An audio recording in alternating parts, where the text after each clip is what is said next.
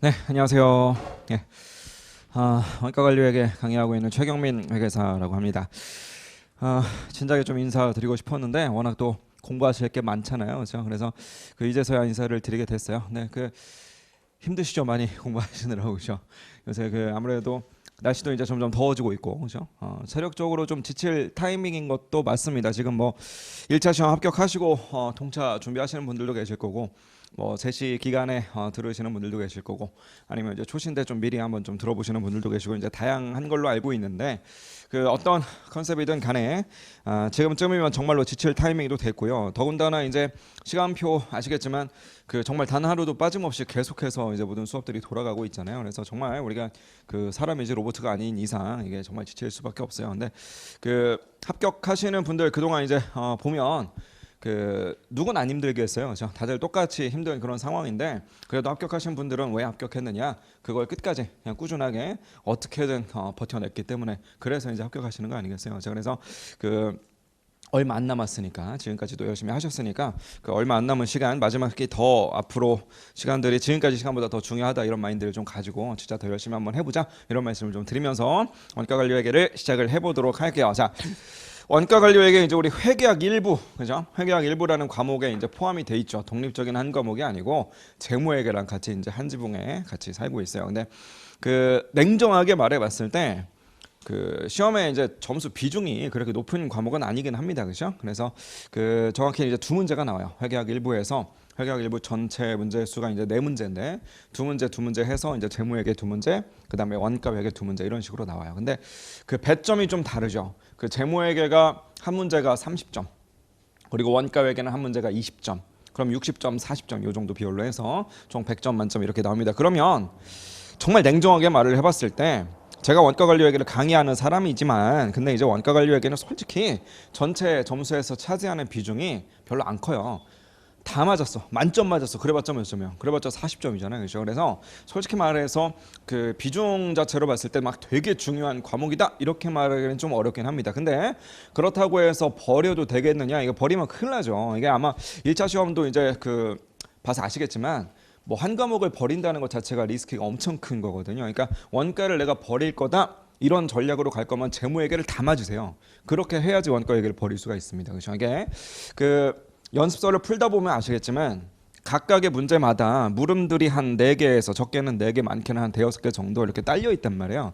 그럼 이제 문제들의 난이도가 다 똑같을 거냐라고 한다면 절대 그렇지 않지. 보통 물음 1번이나 물음 2번 정도까지는 대강 이제 자료 정리 정도만 잘 해도 이제 풀 수 있는 그런 문제들. 그다음에 3번, 4번 문제들 이런 것들을 좀 잘 푸셔야 되겠고 이제 5번, 6번으로 갈수록 이제 좀 난이도가 올라가기 마련인데 모든 문제들을 다 맞춰서 이제 완전 만점을 맞는다 그러면 좋겠지만 현실적으로 그러기는 힘들잖아요. 그렇죠? 그래서 한 60점, 70점 요 정도를 맞추는 걸 목표로 한다라고 봤을 때 모든 과목에서 그래도 적어도 맞추라고 준 물음 1번, 물음 2번 이런 것들은 완벽히 맞춰야죠. 물음 3번 물음 4번 이런 것들 다른 사람들은 가끔 뭐 실수를 한다든지 못 쓰는 것도 있는데 나는 써야죠. 어차피 뒤에 가서 뭐 한 물음 5번 이런 데서 엄청 꼬아져서 나온 거야. 그럼 걔네들은 어차피 다 같이 틀리거든요. 그러니까 걔네들은 어쩔 수 없다 치더라도 그래도 준 문제들 이런 것들은 다 맞춰야 되는 거니까 상식적으로 재무회계에서 물음 1번부터 5번까지를 다 맞추는 전략보다는 재무회계와 원가회계에서 물음 1, 2, 3번을 싹 다 가져가는 전략 이런 식으로 가는 게 현실성이 있는 거예요. 그래서 정리하자면 점수로 따져봤을 때 비중이 높은 과목은 아니지만 그렇다고 해서 버리면 합격 못한다 이렇게 생각하시면 되겠어요. 다만 조금 전략적으로 갈 수는 있어요. 전략적으로 봤을 때 어차피 두 문제 나온다면 뭐 나오겠어요? 그냥 원가회계 하나, 관리회계 하나 이렇게 나올 거 아니야. 보통 그렇거든요. 거의 대부분의 연도에서 뭐 원가만 두 문제 나온다든지 관리회계만 두 문제 나온다든지 그런 경우도 뭐 있긴 있는데 드문 현상이고 대부분은 원가회계에서 한 문제, 그다음에 관리회계에서 한 문제 보통 그냥 이런 식으로 나옵니다. 그래서 만약에 출제 비중이 엄청 높고 문제 수가 많다 그러면 출제하시는 분들도 이제 이런 주제도 건드려봤다가 저런 주제도 건드려봤다가 좀 지엽적인 주제도 한번 내봤다가 별짓 다 할 거예요. 근데 꼴랑 두 문제가 나오다 보니까 역으로 우린 그걸 좀 이용해야 되는 게 그렇게 지엽적인 문제는 출제하시는 분 입장에서도 부담스러워서 못 내요. 꼴랑 두 문제 나오는데 그 중에 하나를 되게 지엽적인 거 지금까지 나온 적도 없는 거 그런 것들을 낸다? 그럼 두 문제 중에 절반 풀지 말라는 거잖아요. 그게 뭔 말인지 아시겠죠? 그래서 일반적으로는 두 문제가 다 그냥 뻔한 거 나와요. 뻔한 게 나오다 보니까 우리는 중요하다라고 하는 거 그것들 위주로 좀 선택과 집중을 하셔가지고 특히나 동차 때는 그렇게 그냥 가시면 돼요. 그럼 원가외계다 그럼 중요하다. 원가외계에서 제일 중요한 거 그냥 딱 떠오르는 거 뭐 있어요? 뭐 그냥 종합원가 계산 이런 거 1차 때부터 중요하다 많이 얘기하잖아요. 뭐 변동원가 계산 뭐 이런 것들 그런 것들에서 문제 나올 가능성이 제일 높겠지. 관리회계다 그럼 제일 중요한 거 아무래도 뭐 CVP라든지 뭐 관련 원가 분석이라든지 뭐 표준 원가라든지 그런 거 중요하다라는 얘기는 뭐 1차 때부터 늘 들어오셨던 얘기니까 그런 것들 위주로 좀 많이 하시면 돼요. 나머지 것들은 그냥 곁다리로 아예 버릴 수는 없으니까 조금 보는 정도. 그래서 그런 선택과 집중 전략이 좀 필요한데 선택과 집중은 여러분들이 하시는 게 아니고 제가 그냥 해서 드릴 거야. 어차피 교재는 다 준비돼 있으실 건데 이 교재에도 정말 많은 내용이 있죠. 교재가 무슨 3권이나 되잖아 지금. 그렇죠? 이론편, 뭐 문제편, 뭐 해답편 이렇게 해가지고 3권이나 되는데 요 문제들을 우리가 이제 남은 시간 동안 어떻게 다 볼 거냐? 다 못 봐요 절대로. 여기 나와 있는 이 수많은 문제들을 다 풀고 들어갈 수도 없고 다 풀고 들어갈 필요도 없습니다 솔직히. 그냥 그래서 제가 그냥 해드리는 문제들 보라고 하는 부분들 메모하라고 한 것들 그런 것들 위주로만 딱 하고 들어가셔도 합격할 점수는 충분히 나오니까 명심하실 것은 그냥 하라는 것만 하자. 제가 하라고 한 적도 없는데 남들보다 앞서 나가기 위해서 나는 이것 좀 건드려 봐야지 그런다고 해서 앞서 나가지 못해요. 하라고 한 거 그거를 반복해서 보시는 거 이게 훨씬 더 중요한 전략이다라는 거 그런 말씀을 좀 드리면서 우리 1차 때도 그래도 원가관리 회계를 본 적이 있으시니까 뭐 배웠었는지 그 얘기를 잠깐 좀 하고 그런 다음에 이제 제가 그 문제를 풀어드리는 그 순서를 진도 나가는 순서를 1장에서부터 차례대로 이렇게 안 나갈 거거든요. 그래서 이제 그런 취지가 좀 있긴 한데 더불어서 이제 우리 뭐 배웠었는지 정리한 다음에 강의 진행 어떻게 할 건지 그런 이야기를 좀 해보도록 하겠습니다. 그 아무래도 원가회계 먼저 배우고 그 다음에 관리회계 배우게 될 건데 원가회계에서 우리 제일 먼저 뭐 배웠었냐면 원가에 무슨 뭐 분류 그죠? 그래서 DMDL, OH라는 게 있다는 등 변동비와 고정비라는 게 있다는 등 뭐 제품 원가와 기간 원가라는 게 있다는 등 등등 이렇게 분류를 좀 배웠었죠. 그죠? 그래서 원가가 뭔지를 좀 안 다음에 T계정 그리는 거 이런 걸 통해서 제조원가라는 게 어떻게 흐르는가 그래서 우리가 손익계산서 작성하기까지 어떤 과정을 거치는가 그런 것들 우리가 좀 들여다봤단 말이에요. 그거 배운 다음에 이제 본격적으로 가는 게 원가 계산 방법들이었는데 제일 먼저 배웠던 게 개별 원가 계산이었어요. 개별 원가 계산. 개별 원가 계산. 개별 원가 계산. 개별 원가 계산은 뭐냐면 제품 A도 만들고 제품 B도 만들었는데 A랑 B랑 비스무리하긴 하지만은 완전 다른 제품인 거야. 그죠? 예를 들어서 조선업이야. A라는 배는 뭐냐면 얘네들은 여객선이야. B라는 배는 뭐냐면 이건 화물선이었어. 그럼 둘 다 배죠. 여객선 하나 만들었고 화물선 하나 만들었어요. 배 2개 만들었네. 200원 썼어요. 배 2개 만드는데 200원 썼으니까 배 하나당 100원짜리구나. 말 돼요 안 돼요? 이거 말이 안 되는 거죠. 왜냐면 여객선과 화물선은 완전 다르게 생겼는데 그냥 엠빵 친다는 게 말이 안 되는 거잖아요. 그렇죠? 그래서 여객선의 원가는 얼마인가 따로따로 계산하고 화물선의 원가는 얼마인지 따로 또 계산하고 말 그대로 따로따로 개별적으로 원가 계산해야 되는 그런 회사예요. 그래서 걔네들이 쓰는 원가 계산 방법을 개별 원가 계산이다 이렇게 불렀던 거지. 그렇죠? 그래서 개별 원가 계산 배울 때만 해도 우리가 원가 분류를 어떻게 했었느냐면 DMDL이 있고 OH가 있다. 그렇죠? 직접 재료 원가, 직접 노무 원가가 있고 그다음에 제조 간접 원가가 있다. 이렇게 이제 구분했었다는 거죠. 왜? DM과 DL 직접 다이렉트 D자 들어가는 아이들은 내가 도대체 여객선 때문에 돈을 쓴 건지 화물선 때문에 돈을 쓴 건지 알겠다 이거야. 아는 건 그냥 거기다 갖다 붙여버리면 되지. 그렇죠? 반면에 D자 안 들어가는 애들 OH 제조 간접 원가 걔는 둘이 공통으로 쓴 거지 명확하게 누구 때문에 썼다 이런 게 티나는 게 아니다 보니까 그냥 공통으로 쓴 그 금액을 어떤 하나의 배부 기준을 하나 잡아가지고 그걸 가지고 임으로 그냥 뿌려버리자 이런 컨셉이었던 거죠. 그렇죠? 그래서 우리가 개별 원가 계산 배울 때는 원가의 분류는 DMDL이냐 아니면 OH냐 이렇게 이제 분류를 했었어요. 그렇죠? 자, 근데 개별 원가 계산을 다 배우고 나서 우리가 뭘 배웠냐면 종합 원가 계산이라고 하는 걸 배웠어요. 종합 원가 계산에서 만드는 건 그냥 제 손에 들려 있는 분필 같은 거거든요. 분필을 그냥 대량으로 찍어내는 회사.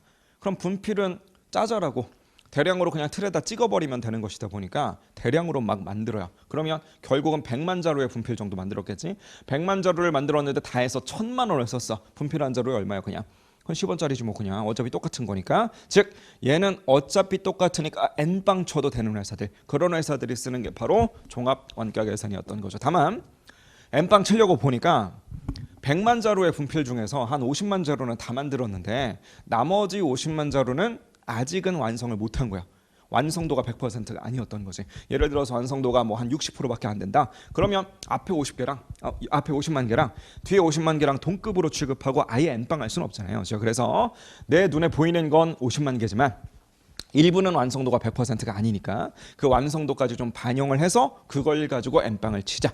완성도를 반영했어요. 걔를 뭐라고 불러요? 걔를 완성품 환산량이다 이렇게 불렀던 거죠. 그래서 완성품 환산량이라는 걸 가지고 엠빵을 치자. 근데 말이 그렇지 막상 하려면 우리가 고려할 게 좀 많다 보니까 그것을 좀 기계적으로 5가지 단계로 나누어서 우리가 이제 5단계법이다라고 배웠던 거. 그게 바로 종합원가 계산이었어요. 그래서 개별원가 계산과 종합원가 계산은 결국 뭐에서 차이가 있는 거냐면 업종에서 차이가 있는 거예요. 업종에서 배 만든다 개별원가 계산, 분필 만든다 종합원가 계산. 다 똑같이 생긴 거 만든다 종합원가 계산, 서로 다른 거 만든다 개별원가 계산. 그냥 이렇게 그냥 구분하시면 되겠지. 그래서 조금 세련되게 표현하자면 보통 요 라인을 제조 형태에 따른 구분이다. 제조 형태에 따른 분류다. 보통 이렇게 불러요. 내가 어떤 방식으로 제조를 하느냐. 그죠?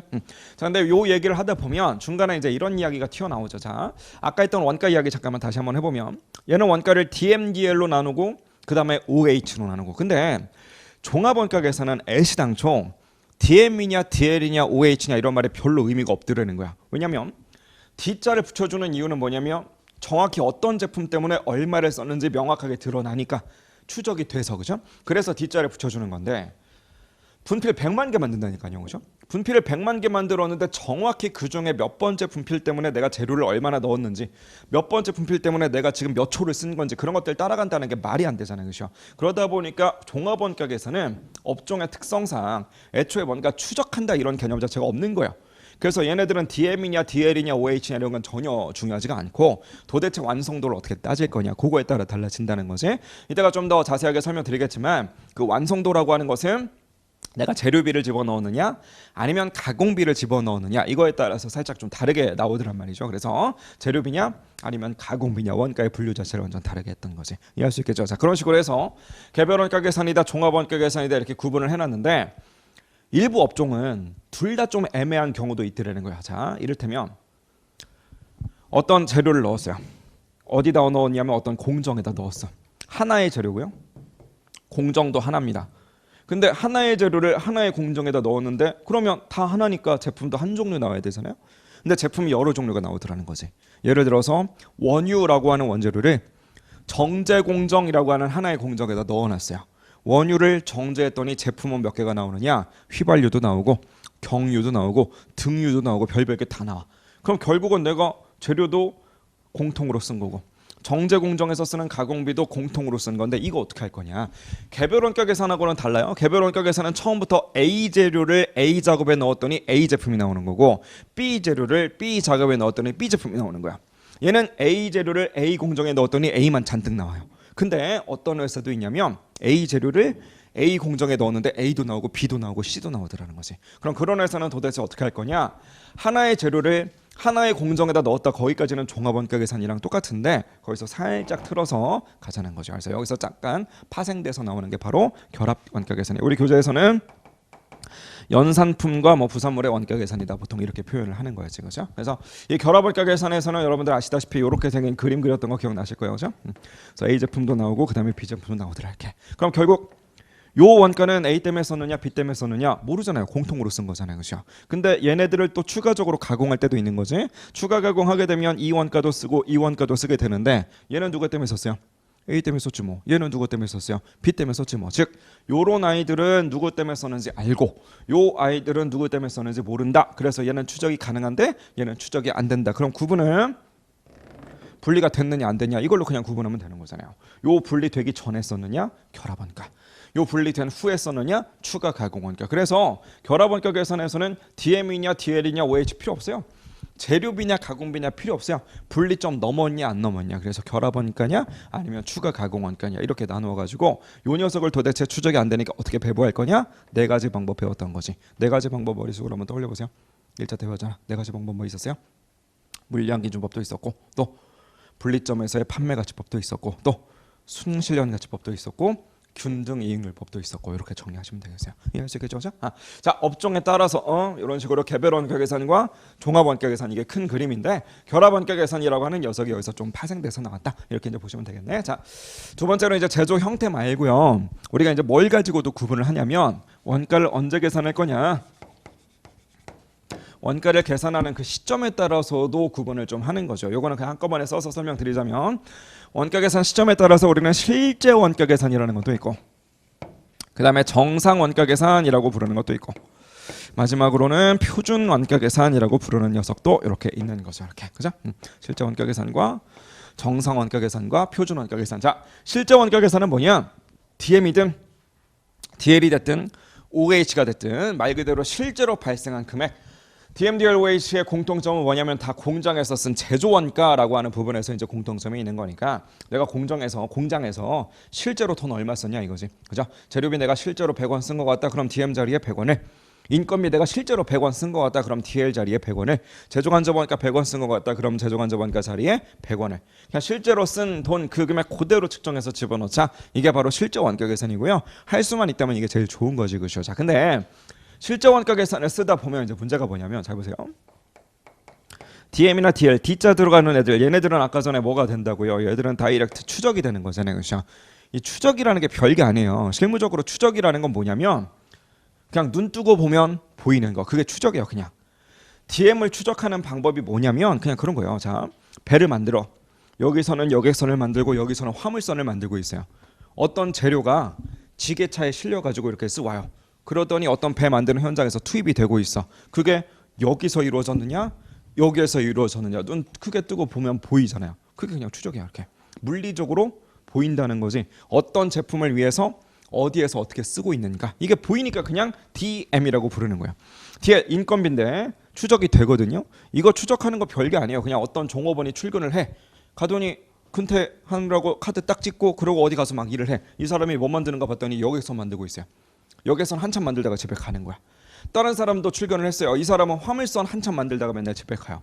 그러면 첫 번째 사람한테 주는 인건비는 다 여객선 때문에 쓰는 거잖아요. 회사 입장에서는. 두 번째 사람한테 주는 건 다 화물선 때문에 쓰는 거지. 이게 그냥 추적이에요. 그러니까 눈으로 보면 어떤 제품 때문에 내가 재료를 쏟아붓고 있는가, 어떤 제품 때문에 내가 인건비를 지급하고 있는가, 이게 뻔히 보이는 거, 그게 바로 추적이에요. 자, 그럼 바꿔서 말하면 추적이 되는 애들은 내가 눈에 뻔히 보이는 거니까 물리적으로 다 식별이 되는 애들이거든요. 바꿔서 말하면 얘는요 눈에 잘 안 보인다는 거야. 그러니까 뭔 소리냐면 우리 지금 우리 스마트 경영 아카데미에서 2차 강의 개강한 지 그래도 꽤 됐잖아요. 그렇죠? 여러분들이 이 강의를 들으려고 이제 계속 앉아 계셨는데 그동안 이 402호 강의실도 감가상각이 좀 되지 않았을까? 얼마 됐어요? 감가상각 되는 거 본 사람. 감가상각 되긴 됐을 거 아니야 분명히 어느 정도. 감가상각 되는 모습 본 적 있어요? 본 적 없잖아, 그렇죠? 이런 게 제조간접원가요. 그 물리적으로 보이지가 않아요. 내 눈에 안 보여 감가상각 되는 모습이. 그래서 감가상각이 분명히 되긴 된 것 같은데 도대체 어떤 제품 때문에 얼마나 됐는지 이걸 알 수가 없는 거죠. 뭔 말인지 이해되셨죠? 눈에 안 보입니다. 눈에 안 보이면 또 다른 문제가 뭐가 생기냐면 그 오늘은 이제 6월 중순 정도밖에 안 됐잖아요, 그렇죠? 6월 중순밖에 안 됐다는 이야기는 12월 31일 즉 결산일 되려면 아직 멀었다는 거예요. 그럼 보세요. 기중입니다. 지금 6월이니까 기중에 1월 1일부터 지금 오늘날까지 내가 DM을 얼마 썼느냐 이건 눈에 보인다며. 알아요 이거는. DL 얼마나 썼느냐 이거 눈에 보이니까 내가 결산하려면 아직 멀었지만 그럼에도 불구하고 지금까지 들어간 돈 얼마인지 안다는 거야. 왜? 1월 1일 날 눈으로 봤거든. 재료 몇 킬로그램 썼는지. 1월 2일 날도 봤고요. 1월 3일에도 봤어요. 그동안 본 게 있으니까 그동안 보고 기록한 자료가 있으면 결산은 안 했지만 그동안 내가 쓴 돈이 얼마인지 알 수 있다는 거죠. DL도 마찬가지. 매일매일 근태 관리했어요. 종업원들이 와서 일을 하고 갈 때 그냥 일만 하고 가는 게 아니라 아침에 출근했으면 출근했다, 퇴근할 거면 퇴근한다 이런 것들 다 도장 찍고 갔거든요. 그럼 그런 것들 자료들만 잘 모아 놓으면 아직 결산은 안 했지만 지금까지의 인건비가 도대체 얼마인지 우리는 충분히 알 수 있다는 거예요. 눈에 보이니까 이해할 수 있겠죠. 자, 근데 제조간접원가는 대표적으로 감가상각비 이런 것들 생각해 보면 된다고요. 분명히 1월 1일부터 6월 중순인 현재까지 도대체 얼마만큼이나 감가상각이 됐는가 분명히 존재는 하겠지만 식별은 안 된다는 거죠. 얼마나 감가상각 했는지를. 즉 이 금액이 얼마인지를 알게 되는 날은 이날이에요. 그냥 이날 12월 31일 이날 재무회계에서 배우셨던 정액법 정률법 등등의 방법을 이용해서 회계팀에서 계산기를 한번 두드려 봐야만 1년 동안의 감가상각비가 이때서야 비로소 나온다는 거지. 바꿔 말하면 기중에 결산하기 전에 이때는 감가상각비는 그냥 다 블랭크인 거야. 몰라 우리 회사에서. 뭔 말인지 아시겠죠? OH는 그래서 OH야. 눈에 안 보인다. 그래서 기중에는 OH를 알 수가 없습니다. 그럼 결국은 T계정을 만약에 돌린다 그러면 T계정 안에 DM과 DL과 OH가 온전하게 다 들어가 있어야 되는데 기중에 우리가 관리하고 있는 T계정 상에는 DM과 DL만 숫자가 들어가 있을 뿐 OH는 숫자가 들어가 있을 수가 없어요. 왜냐면 결산이 안 끝났으니까. 뭔 말인지 아시겠죠? 자, 근데 어차피 우리가 원가를 계산하는 이유는 두 가지예요. 첫 번째, 재무회계 도와주기. 재무회계의 목표는 뭐야? 재무회계에서 하고자 하는 것은 궁극적으로 뭐야? 재무회계에서 여러분들이 배우시는 뭐 이런 13장 복합 금융 상품이라든지 이런 거 왜 배우시냐면 이런 걸 열심히 배워야 재무 상태표도 만들고 그다음에 무슨 뭐 손익계산서도 만들고 이런 거 할 거 아니겠어요? 자, 근데 그런 건 어차피 12월 31일에 결산 다 끝나고 그다음에 저 같은 회계사들한테 이제 감사도 받고 그러고 나서 한 이때쯤 이제 공시하는 거거든요. 숫자 나올 거 다 나온 다음에 공시하는 거니까 이거는 문제가 없어요. 근데 문제는 뭐냐면 원가를 계산해 놔야만 관리회계도 할 수 있거든요. 관리회계에서 하려고 하는 것은 말 그대로 관리지. 내부관리. 내부관리는 두 가지예요. 나중에 또 계속해서 말씀드리겠지만 내부관리라고 하면 두 가지입니다. 의사결정, 그다음에 성과평가. 이거 두 가지야. 자, 근데 의사결정으로 한번 얘기를 해보면 의사결정은 누가 할 거냐면 우리 경영자가 그냥 하는 거거든요. 사장님이. 의사결정도 요 날까지 기다려서 하나요?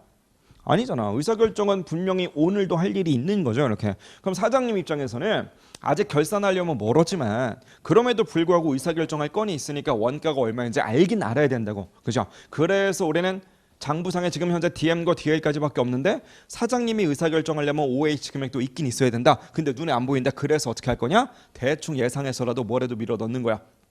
예상해서 밀어 넣은 그 금액을 제조간접원가에 예정 배부액이다 이렇게 부르는 거고 예정 배부액을 집어 넣어 가지고 T계정을 돌렸다. 그것을 예정상의 원가계산 즉 정상 원가계산 이렇게 부르는 거지. 이해할 수 있겠죠? 자, 그러면 OH 자리에다가 DM과 DL은 그냥 실제가 눈에 보이니까 실제로 넣더라도 OH 자리에다가 뭔가 예상치 금액을 쓱 넣어놨어요. 이건 예상치입니다. 이렇게. 그럼 나중에 결산하고 나면 실제로 발생한 금액이 얼마인지 나올 거 아니겠어요? 이렇게 12월 30일을 지나면. 그럼 얘네 둘을 비교해 볼 수가 있겠죠. 이렇게. 이게 100원이었는데 이게 한 90원 나온 거야. 이렇게.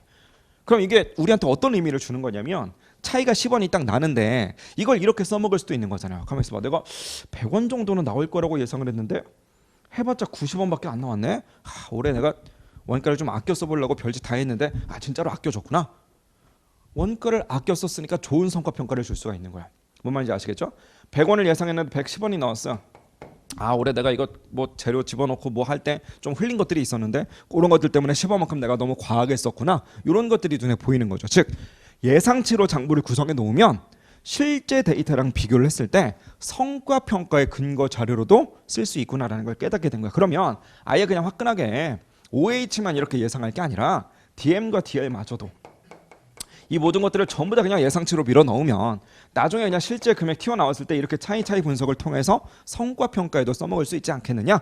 그래서 탄생한 것이 바로 표준원가계산인 거죠. 그래서 정상원가계산에서는 제조간접원가 정도만 예상을 한다 그러면 표준원가계산에서는 그냥 화끈하게 DM과 DL과 OH를 싹 다 예상해서 집어넣자 이런 컨셉으로 이해하시면 되겠지. 그죠? 그래서 얘는 어쨌거나 저쨌거나 12월 31일이 돼야만 온전한 숫자가 다 나와요. 하지만 얘랑은 제조간접원가에 대해서 혹은 전체 원가에 대해서 미리 잡아서 그냥 예상해서 밀어넣는 거죠. 그래서 얘네 둘은 미리 사전적으로 원가를 계산해 버리는 거예요. 그래서 얘네 둘을 싸잡아서 사전적 원가 계산이다 이렇게 표현도 합니다. 어쨌든 시점에 따라서 구분한 거예요. 그러니까 얘는 결산 끝나고 한다. 얘네들은 결산도 안 끝났지만 그냥 미리 예상해서 집어넣는다. 그래서 이게 시점별로 원가를 구분했다 이렇게 이제 보시면 되겠네요. 이해할 수 있겠죠, 그죠? 자. 마지막 이제 세 번째 매트릭스로는 이런 이야기도 합니다. 원가의 범위. 그냥 범위라고만 썼지만 이제 명확하게 설명하자면 제품 원가에 포함시키는 범위죠. 제품 원가에 포함시키는 범위에 따라서 이제 또 세 가지로 분류를 하죠. 자, 봅시다. 자, 미완성 없다고 칠게요. 그냥 제품만 있어. 제품 저는 앞으로 이렇게 쓸 거예요. FG. 제품이란 뜻이에요. 제품. 어차피 우리가 이제 그 공부하실 때나 제가 강의할 때나 좀 효율성을 기하기 위해서 약자 쓰는 일이 좀 많이 있을 건데 이런 약자들은 스트레스 안 받으셔도 돼요. 약자는 그냥 어차피 수업 때 제가 하도 많이 쓸 거라서 약자를 쓰는 거기 때문에 강의만 열심히 그냥 듣고 계시면 외우기 싫어도 그냥 외우실 겁니다. 이거 finished good이야. finished good 해서 이제 제품. 그죠? 자, 제품인데 제품 계정이 이렇게 있어요. 기초는 없다고 합시다. 기초는 없어. 생산을 했어요. 생산을 했으면 DM이나 DL이나 OH나 이런 것들이 막 발생하겠지, 그죠? 일부는 팔았어요. 매출 원가가 될 것이고, 일부는 기말의 미판매로 남아 있습니다. 기말 제품이 되겠죠. 자, 근데 이 생산을 좀 해주는 과정에서 생산을 이제 제조했다는 거니까 제조 원가들이 쓰일 거 아니겠어요? 근데 제조 원가에는 두 가지 종류가 있더라는 거예요. 첫 번째로는 변동비 성격의 제조 원가. 두 번째로는 고정비 성격의 제조 원가인데 우리가 알고 있는 고정비 성격의 제조 원가는 얘 하나밖에 없어요. 고정 제조 간접 원가. 그러니까 DM, DL 그다음에 변동 제조 간접 원가 VOH 그죠? 고정 제조 간접 원가 FOH. 이렇게 총 네 가지로 나눠 봤을 때 DM과 DL과 VOH는 다 변동비인데 FOH만 혼자 이제 고정비잖아요. 자, 그러면 이 금액이 발생했다. 그다음에 이 금액이 발생했다. 이렇게 이제 우리가 얘기할 수 있겠네. 자, 근데 앞으로 이제 계속 말씀드릴 그런 내용이기는 한데 이거 다 금액이잖아요. 금액.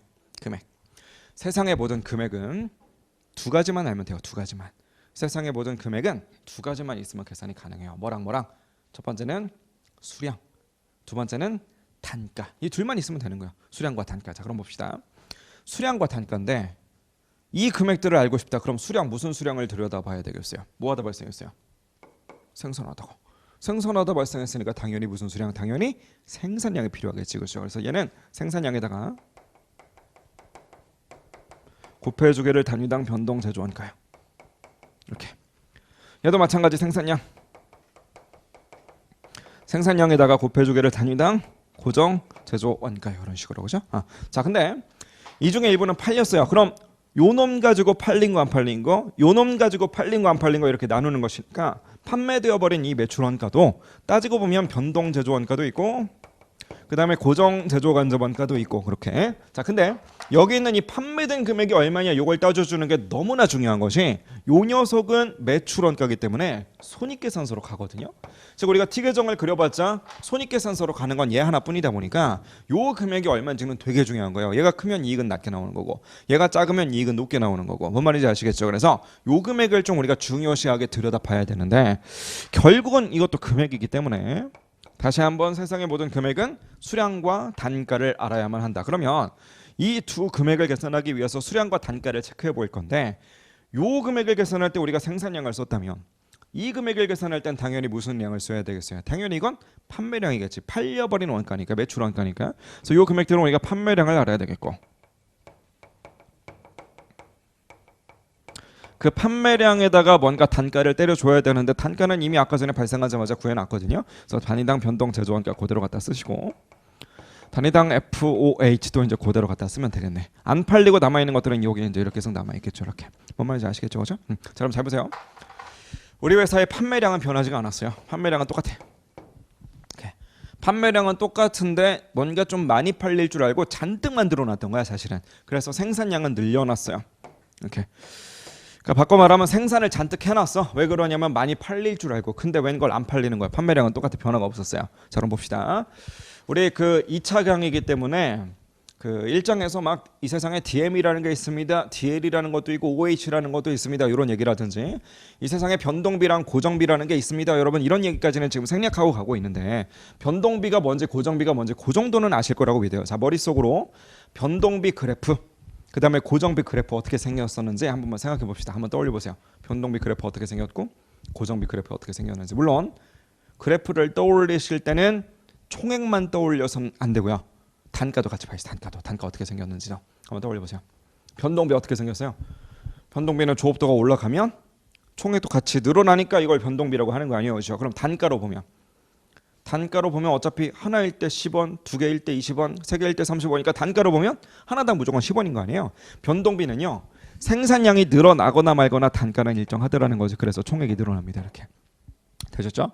반면에 고정비는 생산량이 늘어나던 말던 총액은 그냥 가만히 있는 성격이다 보니까 고정비의 단가는 조업도랑 반비례해서 오히려 생산량이 늘어나면 반토막이 나버리는 거죠. 이렇게. 뭔 말인지 아시겠죠? 그럼 잘 보세요. 생산량이 늘어나니까 변동비는 단가 그대로 있는데 고정비 단가는 줄어들었어요. T 계정을 태워줄 때 수량은 판매량을 쓰지만 이때 계산해놨던 이 단가를 그대로 가지고 돌려버리는 거거든요. 그럼 변동제조원가의 단가는 동일한데 고정제조원가의 단가는 지금 줄어버린 상황이니까 결국 계산해보면 얘는 가만히 있으니까 이 금액은 영향 없다. 하지만 얘는 판매량 가만히 있지만 단가 줄어들었으니까 이게 줄어들었을 거 아니겠어요? 이렇게. 그럼 결국은 이 판매된 이 부분을 우린 매출원가라고 부르고 이 매출원가 금액이 얘 때문에 줄어들 거 아니겠어요? 매출액이 줄어들면 결국은 어떤 현상이 벌어지는 거냐? 이익은 늘어날 수밖에 없는 상황이 벌어진다는 거지.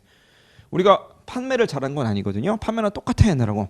판매는 똑같은데 다만 뭐만 변했냐면 생산만 잔뜩 해놓은 거죠. 생산 잔뜩 해놓고 팔지를 못해가지고 창고에서 그냥 먼지만 쌓이고 있네.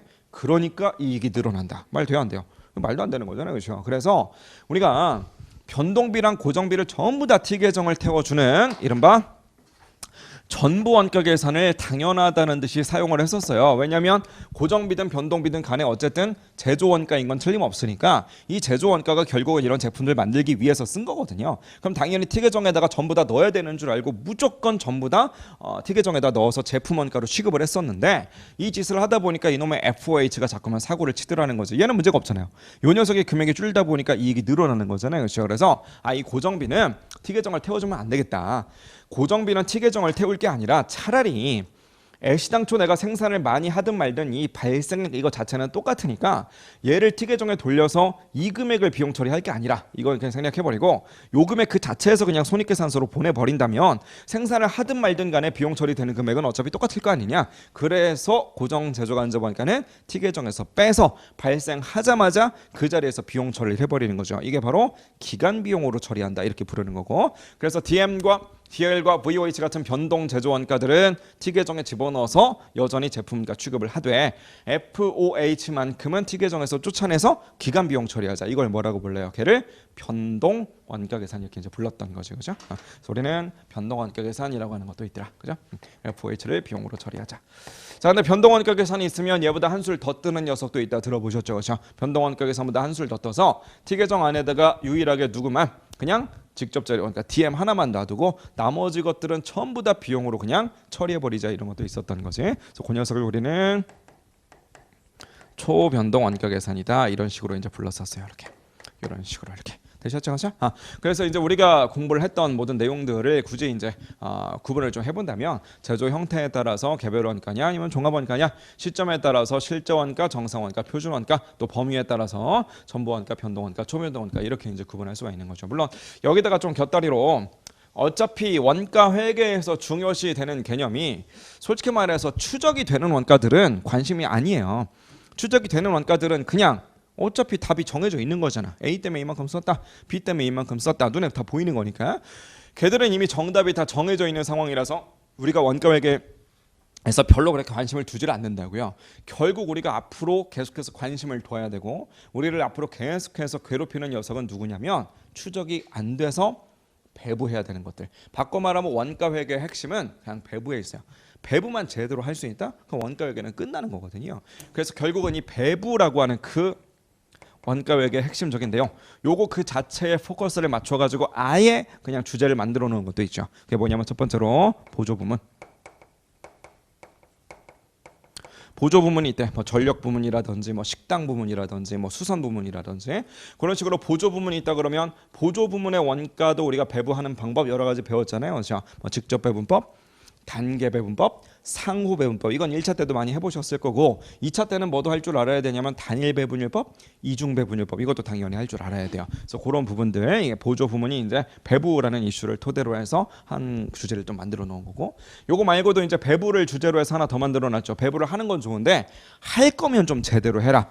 배부를 하는데 하나의 기준만 잡아서 한 번에 배부하고 끝내고 이럴 생각하지 말고 이 원가를 쓴 이유가 도대체 어떤 활동 때문이냐라고 하는 게 다 다양할 테니까 활동별로 원가를 다 우리가 소팅한 다음에 그 상태에서 각 활동별로 가장 인과관계가 높은 어떤 배부 기준은 따로 있을 테니까 그거 따로따로 잡아서 여러 번에 걸쳐서 배부해야 되지 않겠느냐. 활동 기준 원가 계산 Activity Based Costing에서 보통 ABC라고 이렇게 부르는 거였죠, 그렇죠? 그래서 요 놈까지 이렇게 배워주면 우리 원가 회계에서 배워야 될 모든 내용들이 다 정리가 되는 거죠. 자, 1차 시험에서는 각각의 주제를 물어봐요. 각각의 주제를 이렇게 각각 이렇게 하나씩 각각의 주제를 물어본다면 이제 2차 시험이니까 좀 더 난이도도 올라가고 문제 사이즈도 이제 좀 길어질 거 아니겠어요? 왜 사이즈가 길어지느냐? 다 조합을 해요. 이렇게 뭐 이렇게 했다가 이렇게 해봐라. 뭐 이렇게 다 조합을 해라. 이 모든 조합이 다 가능합니다. 이렇게 이런 조합들을 다 해요. 이렇게. 그래서 한 가지 주제만 있는 게 아니라 얘네들이 다 동시에 나와요. 그래서 하나하나의 주제를 명확하게 이해를 하고 그 특성에 대해서 이렇게 큰 그림을 그릴 줄 모르면 이렇게 조합이 되어 있을 때 서로가 어떤 역할을 하는지 그런 것들을 알 수가 없습니다. 그래서 큰 그림을 좀 볼 줄 알아야만 돼요. 그러다 보니까 우리는 아까 전에 전략적으로 선택과 집중을 해야 된다고 그랬잖아요. 꼴랑 40점이니까 당연히 어떤 주제가 중요해질 수밖에 없느냐. 2차 시험에서 가장 중요성이 높아지는 출제 비중이 높아지는 주제는요. 붙임성이 좋은 애들. 그런 애들이 가장 출제 비중이 높아져요. 붙임성이 좋다는 이야기는 뭐냐면 섞기 편한 애들. 섞기 편한 애들은 무조건 많이 나올 수밖에 없습니다. 이 중에서 제일 섞기 편한 애가 누구냐면요. 예를 들어서 이런 애들. 종합원과. 얘들은 섞기가 너무 편해요. 저도 모의고사 시험 낼 때요. 문제를 하나 만들었어. 근데 좀 문제가 밋밋한 것 같아. 난이도가 조금 쉬운 것 같아. 그래도 2차 시험인데 사이즈가 좀 작은 것 같아. 그럼 중간에다가 그냥 자료 하나 섞어버려요. 뭐라고 섞냐면 사실은 미완성 있지롱. 그래서 완성도가 몇 %지롱 그냥 이거 하나 넣어요. 그럼 얘가 들어간 거잖아요. 이렇게. 뭔 말인지 아시겠죠? 그러니까 얘는 섞기가 되게 쉬워요. 뭔 말인지 아시겠죠? 그래서 얘가 굉장히 중요성이 좀 높아질 수밖에 없어요. 숫자를 줬는데 숫자를 다 줘놓고 이거 사실은 다 예상한 거다. 그 실제는 따로 있었다. 성과 평가 한번 해볼래? 이거 한마디 섞어버리면 되잖아요. 표준어가요 그냥. 얘도 되게 높아질 수밖에 없어요. 이렇게. 뭔 말인지 아시겠죠? 자. 사실은 티계정에 다 돌리는 거 아니었다. 고정 제조 간접원가는 좀 빼볼까? 그럼 요거 딱 나오는 거잖아요. 이렇게. 그러니까 결국은 다른 주제들을 냈는데 거기에다가 뭔가를 좀 섞어내는 게 용이한 애들이 이런 아이들이거든요. 물론 얘는 별도로 나온다기보다는 얘랑 좀 이렇게 같이 싸잡아서 비교하는 방식으로 좀 나오는 편인 거죠. 그래서 결국은 좀 붙임성이 높은 애들, 걔네들 위주로 좀 나오게 돼 있어요. 그래서 바꿔 말하면 다른 주제랑 섞어서 내기가 조금 애매한 애들이 있거든요. 대표적으로 이런 애들.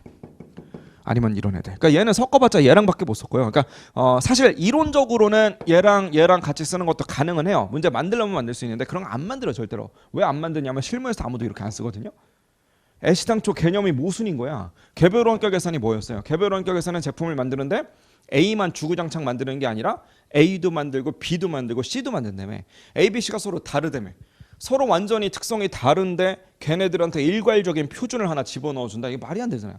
그러다 보니까 요렇게는 섞어서 안 써요. 실무에서도. 그걸 출제자도 알기 때문에 이런 문제는 안 만듭니다. 사실상. 그래서 요 녀석 같은 경우에는 얘랑 섞자니 너무 난이도가 쉬운 것 같고 그럼 내봤자 그냥 요건데 요건 우리가 1차 때도 많이 해봤거든요. 정상개별원가 계산. 그래서 이런 애들은 2차 문제로는 조금 어울리지가 않아요. 그래서 내긴 내는데 비중 자체는 좀 줄어들 수밖에 없다는 거지.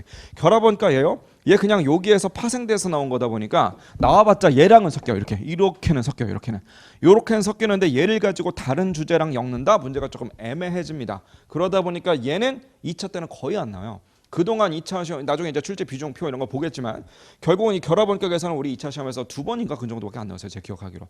뭔 말인지 아시겠죠? 그래서 결국은 잘 섞이는 애들 요놈 뭐 이런 것들 위주로 우리가 좀 볼 거고요. 그래서 제가 강의 나가는 그 진도 순서도 원래 우리는 얘부터 배우거든요. 더 먼저는 이제 이런 것들 먼저 하지 이런 거. 근데 우리가 지금 뭐 직접 배부, 단계 배부, 상호 배부 이런 거 할 줄 몰라서 여기 앉아 있는 게 아니거든요. 할 줄 모르고 까먹었다라고 할지라도 나중에 봐도 상관없어요. 이런 것들은 쉬우니까. 그래서 이런 거 배우고 그다음에 개별원가 배우느라고 우리의 이런 소중한 시간을 막 쓰는 것보다는 중요한 것부터 할 겁니다. 그래서 요거 오늘 제일 먼저 할 거고요. 요거 다 끝나고 나면 이제 그 곁다리니까 요것도 할 거고 그다음에 표준원가 했다가 전부 변동했다가 요런 식으로 나갈 거야. 그래서 제가 단순히 중요성 때문에 순서를 바꾸는 건 아니고요. 여러분들이 한 요 정도 변동원격에서는 요 정도 진도까지 딱 나가면 그때 이제 여러분들이 깨달으실 거야. 이래서 진도를 이렇게 나갔었구나. 그래서 그 1차 때는 하나하나를 소개해드리는 게 중요하다 보니까 1장부터 천천히 나가는데 2차 때는요. 처음 소개받는 게 아니고 이제 전반적인 스토리로 좀 가야 전체적인 한 조각이 다 완성이 되다 보니까 그래서 이제 챕터 순서는 다 바꿀 거거든요. 그래서 그런 것들은 이제 나중에 배우시다 보면 이래서 순서를 이렇게 했구나라는 게 여러분들이 보이실 거야. 그게 보이는 순간 내가 실력 좀 늘었는데 이렇게 생각해도 상관없어요. 뭔 말인지 아시겠죠? 자, 어쨌든 이런 정도로 이제 정리를 할 거고요. 요거 다 끝나고 나면 이제 관리회계 배워야지.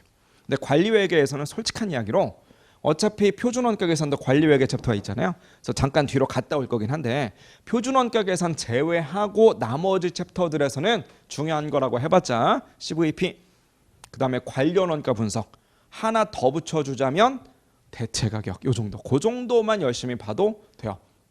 나머지 것들 뭐 불확실성의 의사결정 이런 거 나온 적도 없습니다. 종합예산 이런 거 한 번인가 나왔어요. 종합예산도 이제 볼 것만 딱 보면 돼요. 종합예산 이런 것도 별로 중요하지도 않고요. 판매 부문, 뭐 투자 중심점의 성과평가 이런 것들을 2차 때 배웠잖아요. 2차 때 안 나옵니다. 그런 것들. 뭐 괜히 또 이렇게 얘기하다가 나올까봐 좀 걱정되긴 하는데 어쨌든 나와봤자 그냥 물음 하나 정도 한 꼭지 그냥 요 정도 나오는 거지 중요하게 그렇게 큰 사이즈로 안 다뤄요. 그래서 그냥 제가 아예 스킵할 건 아니고 좀 덜 중요한 챕터들은 그냥 요것만 보세요라고 하는 것들이 있을 텐데 그것만 딱 보고 들어가시면 돼요. 뭔 말인지 아시겠죠? 그래서 어쨌든 정말 중요한 그런 챕터들, 출제 가능성이 높은 챕터들, 그리고 그동안 많이 나왔던 챕터들 거기에다 좀 힘을 줘서 강의를 할 거고요. 나머지 것들은 최소한의 것들만 이렇게 딱 보고 들어갈 수 있게끔 동차 강의는 그렇게 구성할 거니까 그렇게 하시고 나머지 것들도 내가 좀 더 빠삭하게 보고 싶다 하는 욕구가 있더라도 그런 건 혹시라도 유예생이 되면 그때 하세요. 그러니까 결국은 그런 거 안 보고 합격하셔서 세무사 되는 게 제일 좋은 거죠, 그죠? 그렇게 좀 진행하시면 될 것 같고 말 나온 김에 그 출제 비중 한번 봅시다. 출제 경향 이런 거 한번 봅시다. 그 문제편이 됐든 뭐 이론편이 됐든 앞에서 몇 장만 좀 넘겨보시면 2차 시험 출제 경향 나오거든요. 출제 경향표 한번 펼쳐보시면 목차 앞에 보면 출제 연도 그리고 우리 챕터 제목별로 언제 어떻게 나왔었는지 그런 것들 나오고 있는데 보면 3434 써 있잖아요. 그게 왜 그러냐면 회계학 일부가 문제가 4문제라면서요. 1, 2번이 재무회계고 3번, 4번이 이제 원가 관리 회계거든요. 그래서 3번 문제로 출제됐었던 건 3이라고 써 있는 거고 4번 문제로 출제된 적이 있는 것은 4라고 그냥 써 있는 거예요. 근데 가장 최근이었던 2022년 이것만 딱 봐도 3번하고 4번 문제인데 3만 해도 2개 있고 4만 해도 3개나 있잖아요.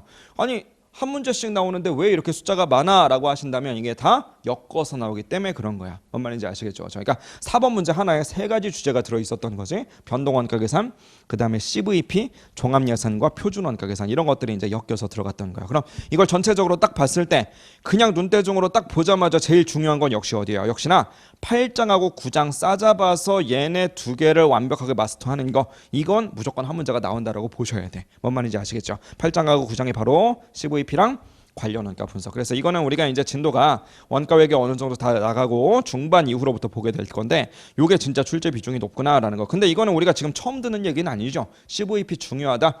관련 원가 분석 중요하다. 요거는 뭐 1차 때부터 마찬가지였던 얘기니까. 역시나 다른 것들을 좀 보자면 종합 원가 계산이라든지 뭐 변동원가 계산이라든지 저 밑에 이제 표준원가 계산 하나 더 덧붙이자면 밑에 뭐 대체가격 이런 것도 좀 나오는 편인 것 같고 요 정도로 이제 붙여주시면 되겠어요. 근데 이 종합원가 계산 이런 것들은요 그냥 이게 메인 주제로 나온 것들만 여기 찍혀 있어서 그냥 생각보다 몇 번 안 나온 것 같은데 이렇게 보이는 것 뿐인 거지. 종합원가 계산은 사실은 여기 기재가 안 돼 있어도 종합원가 계산을 알아야만 이 문제를 건드릴 수 있는 그런 것들은 되게 많아요. 그런 것들까지도 체크를 한다 그러면 종합원가 계산은 거의 매년이에요. 뭔 말인지 아시겠죠? 그래서 보이는 것보다 훨씬 더 중요한 게 이제 종합원가, 뭐 표준원가 이런 것들이다. 뭐 이런 말씀 좀 곁다리로 말씀드리면서 그 첫 시간이니까 오리엔테이션 요 정도로 하고요. 말씀드린 대로 종합원가 계산에서부터 진도를 좀 나가 보도록 할 건데 첫 시간에 제일 중요한 거는 어떤 진도를 어떻게 나가가지고 내 머리에 지식을 좀 담는 거 이것도 물론 중요하지만 그 가장 첫 시간에 제일 중요한 건 지식 한 스푼 담는 거보다는 그 우리의 의지력을 좀 끌어올리는 거 이게 더 중요해요. 사실은 지금 뭐 개강한 지 오래됐고 원가만 지금 이제 시작인 거지만 지금까지 여러분들이 공부하시면서 많이들 지쳤을 거예요. 솔직히 많이 체력적으로도 지치고 또 확실히 1차 시험에서 내가 풀어봤던 문제들하고는 결이 좀 다르구나. 사이즈도 다르고 일단 난이도도 다르고 진짜 어렵구나라는 것들 많이 느끼실 건데 그 꺾이지 마세요. 절대로 이게 좌절하지 마시고 어차피 합격한 분들도 보면 그 모든 게 보자마자 수월하게 술술 잘 풀려가지고 역시 뭐 나는 이제 이거 봐도 딱 보면 알겠구나 약간 이런 마인드로 끝까지 가셔서 합격하는 분들 본 적도 없어요. 저는 그런 사람은. 그런 사람 뭐 대한민국 한두 명쯤은 있겠지. 하지만 대부분의 합격생들은 다 여러분들하고 똑같아요. 확실히 1차하고는 차원이 다르구나. 막상 2차 시험 강의를 내가 들으려고 나 1차까지 합격하고 와가지고 나름대로 내가 잘한다고 생각하고 듣고 있는데 뭔 소리인지 하나도 모르겠는데 저거 어떻게 풀어? 저걸 어떻게 써? 이런 마인드로 그냥 끝까지 가는 거거든요. 그럼에도 불구하고 꺾이지 않고 끝까지 그냥 잡고 있었던 거야. 꾸준하게. 그래서 여러분들도 그렇게 하시면 돼요. 뭔 말인지 아시겠죠? 그래서 어차피 어렵고 어차피 힘들고 하는 건 대한민국 모든 수험생들이 다 똑같으니까 거기에서 좌절할 시간에 한 문제라도 더 끝까지 물고 늘어지는 거, 이런 사람들이 합격한다, 이런 마인드를 좀 가지시고 의지력 다시 한번, 지쳤지만 의지력 다시 한번 불태우시면서 그 어려운 문제를 만나고 어려운 주제를 딱 만난다라고 할지라도 어려워 죽겠네 이거 어떻게 해, 이런 마인드보다는 어쨌든 누군가는 했잖아, 그죠? 누군가는 했고 누군가는 합격했잖아. 근데 그 누군가가 뭐 얼마나 대단한 사람이 아니라 다 평범한 사람들이거든요. 그러니까 내가 못할 이유는 없다, 뭐 약간 이런 마인드를 좀 갖고 더 힘을 좀 내보자, 이런 말씀을 좀 드리면서 좀만 쉬었다가 와서 종합원가 계산에서부터 진도를 좀 나가 보도록 하겠습니다. 쉬었다 오시죠.